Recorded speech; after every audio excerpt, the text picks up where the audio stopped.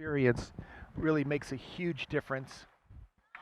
Kim serving from South Korea. He was chosen 3rd overall in this year's draft, 18th in the power rankings, and he is 7-2 in singles games played this year.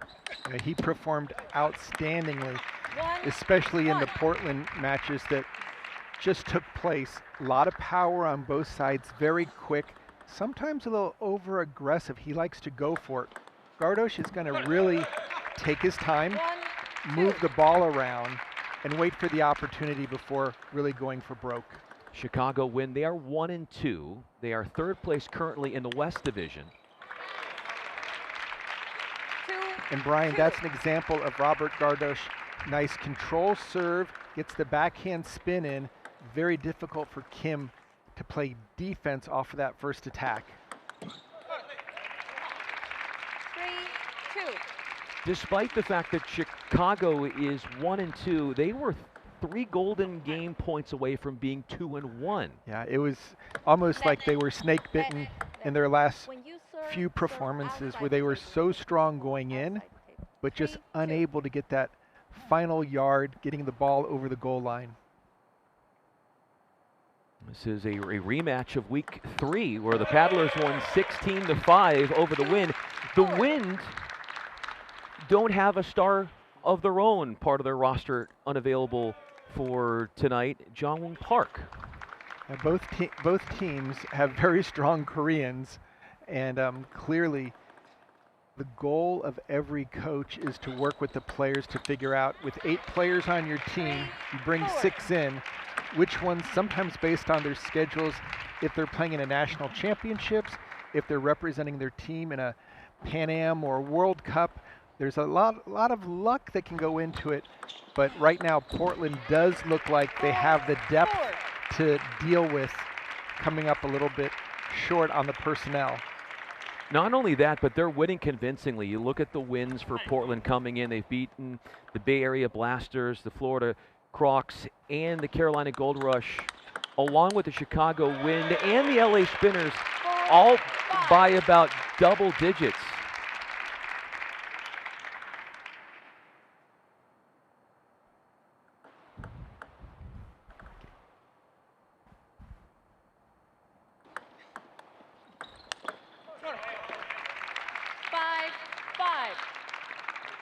So it's not just that the Paddlers have won all of these matches, they're winning convincingly. All but 4 of the 5 wins have been by double-digit points. Yeah, and I think if you were to ask the coach, Christian Lillaros, he would say he's just happy with the W's because he's going in just trying to get a slight edge. And then what happens is they're breaking it open in the golden game.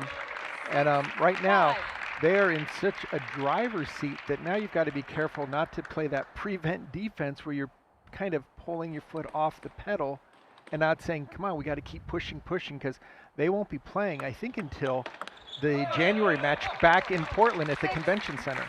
You brought up Lily Rose. He said, as it's 6-all here, he said that after they went 3-0 in week 3, he called it the best weekend ever. How do you top that when you set the bar that high? Week 3, best weekend ever. Then what's this? Well, yeah, I think the challenge is it's in a home court stance like they did at the Convention Center. What you do is you go into enemy territory and you try to pull off another 3-match sweep like you did, knowing that Chicago is so hungry, and that's the importance of this match right here. Chicago must get a W because they're in the Western Conference now. Now that they're in the Western Conference, they're starting a little slow. We have another team here with the Princeton Revolution that are just making their debut. So there's some points up for grab. I think really if Chicago can get going, they can bite into that Portland lead, while at the same time Portland would like to extend, and just go into that next home match with a sizable lead where they might be able to put themselves into the playoffs if they can sweep, but that's no easy feat with the level of play. And look at Kim there. That is a monster forehand, finding the open court and getting that 2-point lead here in game 1. Now that's just a rocket ship. These two met in 2018 at the ITTF Challenge Spanish Open Finals. Kim won that. 10-7. That was quite a few years ago. Yeah, but those type of matches really have a lasting effect if you play somebody and they weren't able to figure out what you were doing. And look at right here. 11-7, What a game final one. set of points by Kim and the paddlers. Two prior singles matches, he was on the winning side of sweeps. So he has a history, Sean, of not only winning, but demoralizing his opponents. And that's really the name of the game. Anytime you can get into sweep land, it just adds so much confidence for your team, and it gives your coaches so many more options to move players around, especially as you head into that golden game.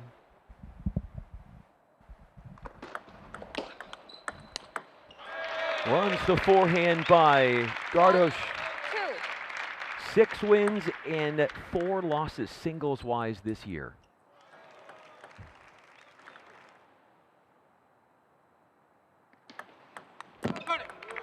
Very effective 2-2. inside-out reverse pendulum serve by Kim. A lot of the players are using that serve in order to duplicate a traditional backhand serve. And look at these players just going at it with full force, both forehand and backhand sides. 3-2. You're not going to see Gardos go for crazy shots where Kim, he'll take bigger cuts, bigger swings at the ball. And there's a lucky net ball there that hugged the net after it went over. No chance for any type of return. If there is one strong asset to Gardos, and there is many from both of these players, he told me earlier today that his greatest weapon is his backhand. He feels very proud about that. He comes in from Spain, where he was part of the European Championships, so many of these players flying in from all over the world. Yes, as a number of our fans watching on tabletennis.tv, the European Championships just took place. You could see every match, every forehand, every rip like you just saw there by Kim from the European Championships. So yes, these players are traveling worldwide to get here for the matches. Paddlers will have their star female player ready for tomorrow's matches because she's back in Korea after, back in Japan after doing so well in the college nationals. So yes, this is an international field with the best players in the world competing. You're referencing Omoda, who was the Week 3 female MVP. She played exceptionally well, again with a big win over Season 2 MVP Mo Jung. 4-time, maybe, I think it's 4, maybe 5-time Olympian. 5-time. Make it 5. I didn't want a shorter one. But yes, so that was a huge win for Omoda. And yeah, it's, as I said in the previous match, the women's level continues to increase every season with every draft. And the ladies are just really bringing the action. Backhand comes up short, and Gardos has a real opportunity here. Gardos being that thinking player, that very cerebral coaching type of player, is going to just work on changing the pace. Never going to go full force on any shot, but always looking for the perfect location in order to get Kim to come with either some defense or some control shots. That time Kim did a really nice job of opening up off of the serve. That first quick topspin, there's the topspin there. Didn't put a lot on it, but just enough to handcuff Gardos. Nice, smart, deep serve. Back your opponent up, then just jump on that next ball. 8. It's a rare sight to see righties on the Wind's roster. Coach Eric Owens mentioned to me that with 4 lefties, that's not by accident. No, I think initially Owens wanted to make sure that in the doubles matchups that you had lefties. Then as Major League Table Tennis introduces the open serve, the lefties became even more important in the doubles. But clearly, even in singles, being left-handed is an advantage. There's just fewer lefties that play, so you have to get used to different positions and different spins. But Gardos really doing well right now. Forehands being exchanged there. We're seeing a lot of the forehand-to-forehand rally. Yeah, and Gardos 11-6. getting the job done. And again, the experience of Robert Gardos, no panic, just took his time, got into more of those backhand-to-backhand exchanges that he spoke to you about. His backhand has a lot of spin. It's very quick, it's very explosive, but more importantly, it's very safe. He doesn't take any risks by getting that backhand into play. 0-1.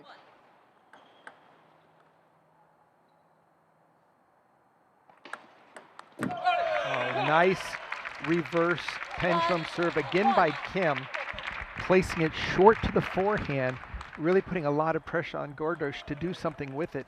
He tried to push it deep, caught the net. Jammed up right up the middle. 1-2. And Kim is so explosive with not only his strokes, but his footwork. Koreans tend to have great body position, do a lot of training, especially with multi-ball in order to keep those feet moving. Gardos is gonna have to make his backhand count. Then when he can, deliver the forehand. Aggressive, punishing shots with that forehand 2-all.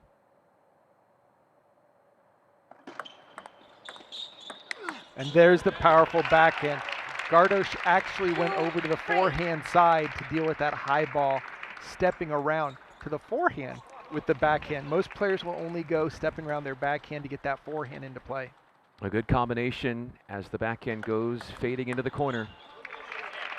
When you think about short game between these two, who benefits more if it is a short game? I think Gardos does, just because he's not relying on a big stroke, a big finishing shot. He can win with 1 or 2 drop shots.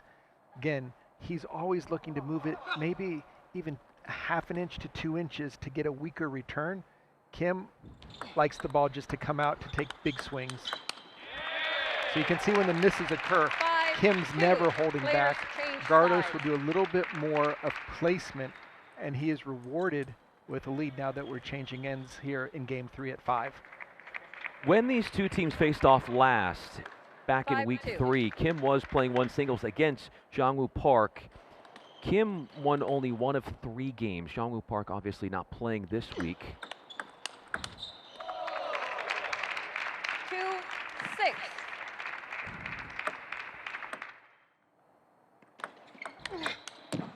Very smart move by Gardos.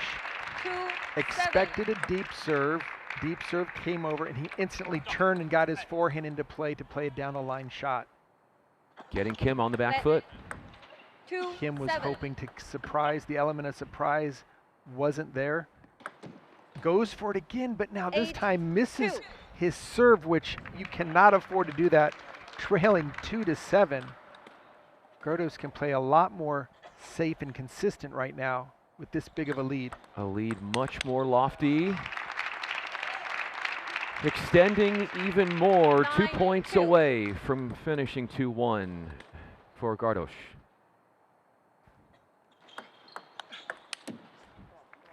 Three, 9.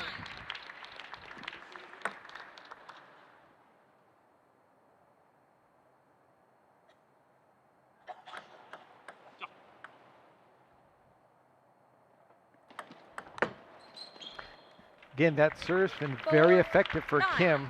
Just that reverse pendulum short to the forehand, staying away from Gardos's backhand. Wow. Talk about a serve and follow. 9-5. The angle that Kim delivered on that one, it went outside the end of the table. Nice side spin. Forcing Gardos to defend those corners.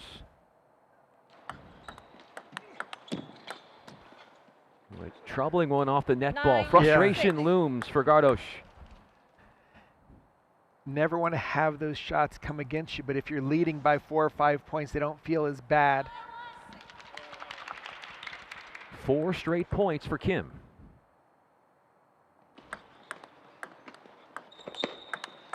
Oh, what a precision block by Robert Gardos out to the wide forehand.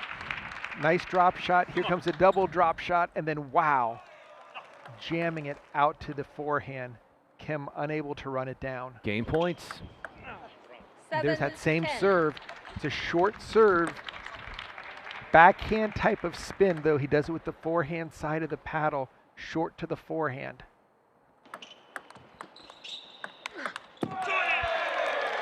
The backhand, his greatest weapon, and it comes through in a big way to close out game number 3. And for the second time this season, Gardos wins 2 of 3 games in a singles matchup.